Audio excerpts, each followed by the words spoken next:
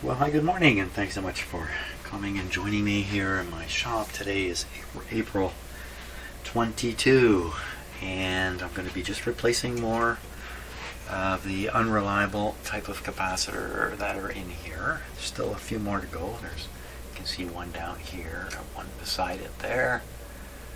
There's a brown guy over here by the output tube.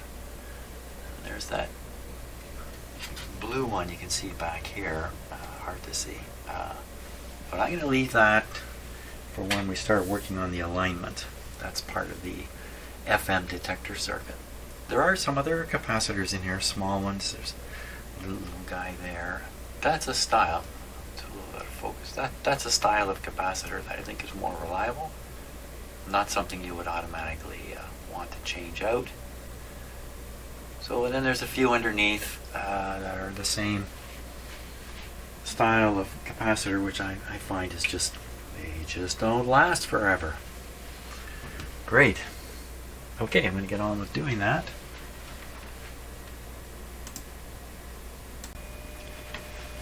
Okay, I've pulled out the first small one. Here it is on the tester, and this capacitor looks to be in perfect shape.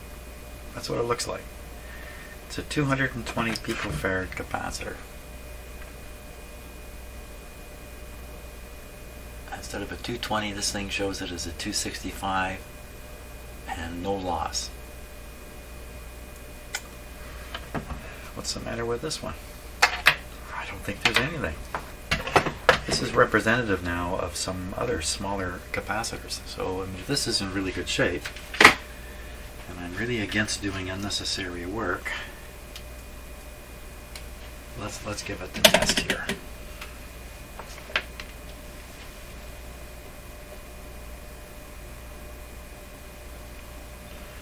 Perhaps the situation with capacitors in modern equipment, transistorized equipment and tube equipment is, in transistorized equipment the issue is current. You're trying to use current to develop whatever it is you're trying to develop, and in tube radios you're using voltage to develop things. A small leak in a capacitor like this in a high voltage circuit can allow charge to get somewhere you don't want it to get to. But in a current device, like a transistorized device, I think in most cases a little tiny leak through this capacitor just wouldn't have any effect on the relatively heavy currents that are flowing. So that could be why this test is very appropriate for old capacitors and tube circuits. But you wouldn't bother with this on a transistorized modern device. Here we go. Look at that. Do you see that thing pop open? Pop open like a bullet. Now this is rated at 220 volts. We can certainly give it this. That's really fast. It's a very small capacitor. It just takes a moment to charge. I don't think there's anything wrong with it. I think I could have left that in the radio now that I have it out. Of course, I'm not going to. I'll put another one in, but now that raises a question about the rest of them that are like this. So I think maybe a closer examination of each one, make a decision about whether to bother changing them or not. No use changing out good parts. I think that's what I'm about to do here. Okay, we're looking at two remaining capacitors of that type. You see the small one looks like the one I took out. The ends of it are flat and neat and the like. And the other one, though, the ends are done differently. Slightly different build of a capacitor, I think. And this end here, if I can get it on camera, doesn't look good at all. So it's the bigger one that's, well, I'll just have to trust you're watching what I'm watching. And then here's one here. Now this one doesn't look very good at all to me. The ends of it look roughed up. It's a different style. I think that's what we're seeing. Two styles. You can see them in both. Oops! You can see both of them in this camera shot. One has that white, gunky material that just doesn't seem right, and the other one's nice and straight and square. So I'm going to go after the two that have the funny ends. on them and get those out of there. The other one I'm going to leave. I'm going to leave it there.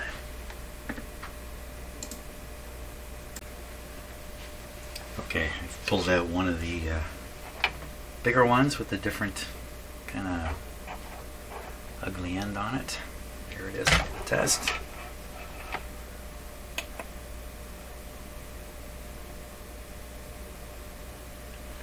So 5,500 picofarads, 7%, 8% V loss. This is a 330 picofarad capacitor, I believe.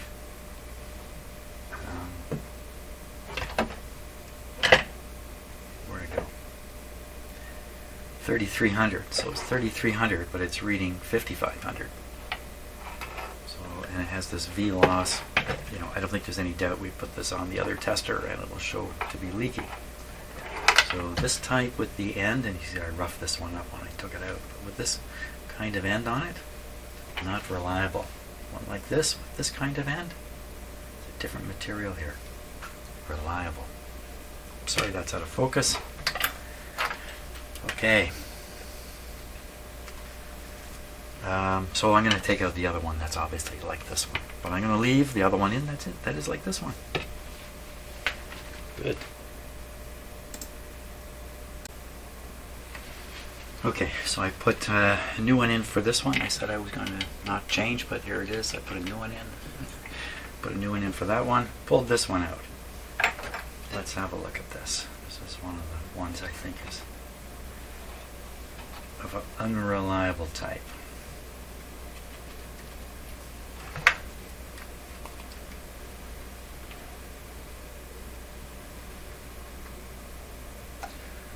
$12 nanofarads, 4% loss. 12 nanofarads.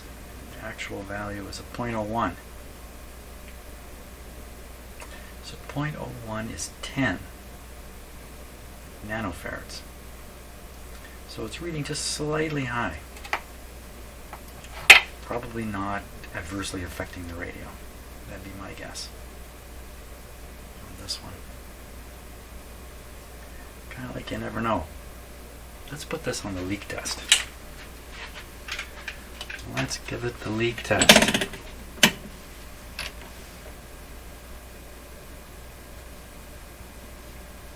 Separate the women from the girls here.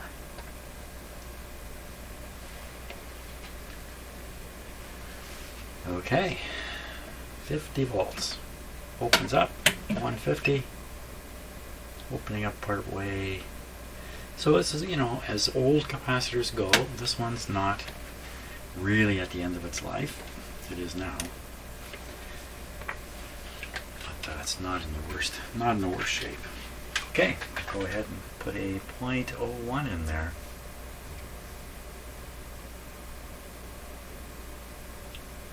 .01, yeah.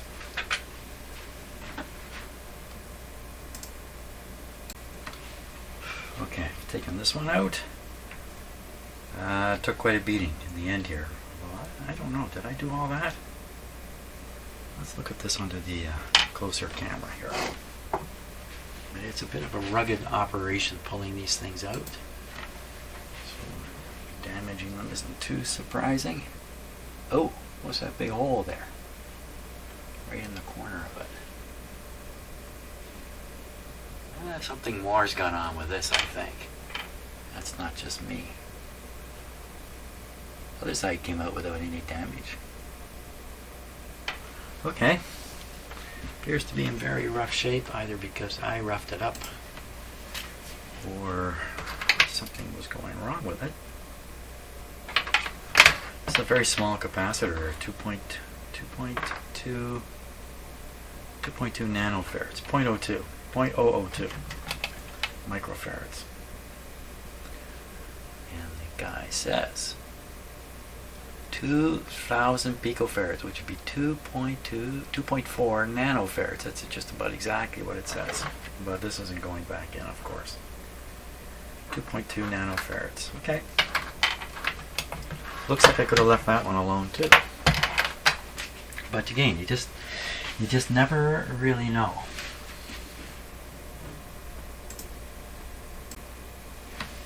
Okay, yeah, it's another capacitor installed. Right, this yellow one right here, but just beside it, up at this end, you can see a little pile of junk on the board there that I noticed earlier was rammed up beside this capacitor. Maybe that's what all that is.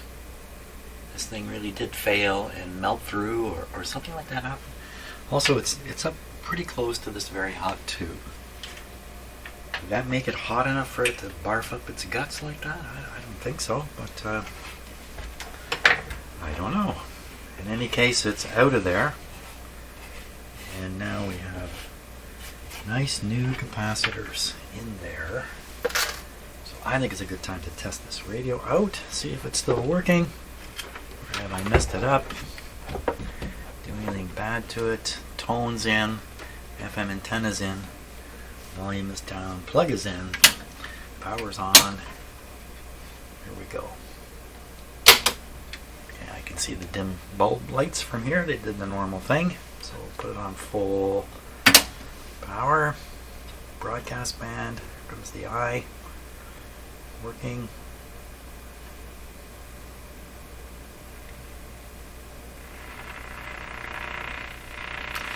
So this kind of sound you hear here, this is some kind of interference that's common in my house. Sometimes it's there, sometimes it's not. The pace of the clicking changes. I have no idea what it is. Hear it all the time though. Really getting any AM action here at all. It seems to get louder down here. So something not right there. Short wave with no antenna. Jeepers creepers. This thing keeps wandering off into dangerous places here. The eye is right open.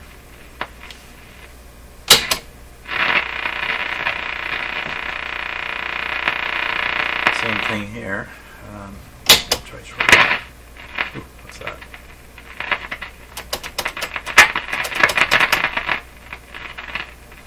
Well, we'll be tracking that down eventually. I'm just kind of hoping some of these capacitors might eliminate that. Crackle and pop. But something going on. Now, FM.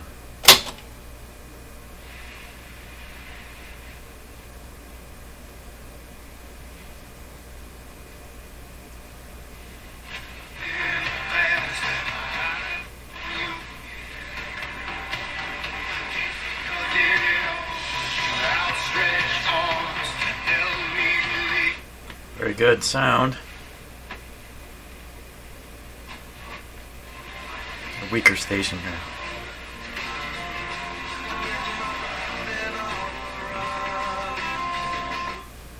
Fair bit of volume happening there. Magic Eye's not responding.